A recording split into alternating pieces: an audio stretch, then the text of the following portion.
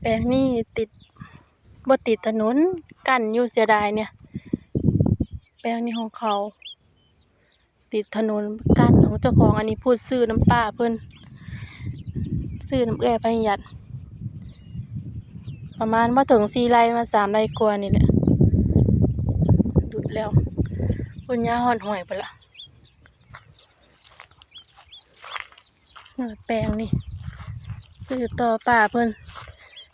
12 ปีแล้ว13 ปีแล้วซื้อไว้นี่ตั้งแต่ท้องลูกคนแรกพุ่นนี่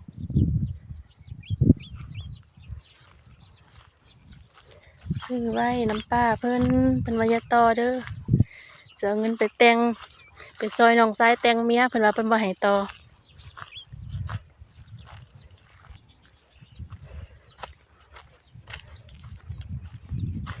ไปย่างนำล่ะ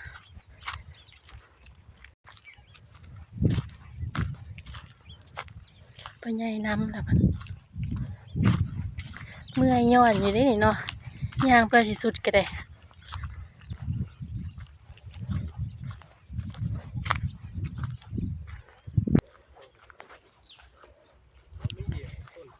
โอ้ยต้นไผ่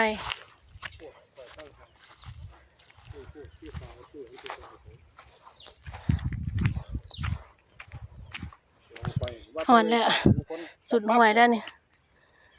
ริมห้วยก็บ่มีน้ำตะละแห้งแข็งแรงอยู่พุ่นน้ำห้วยน้ำหนองพุ่นยังว่าไอ้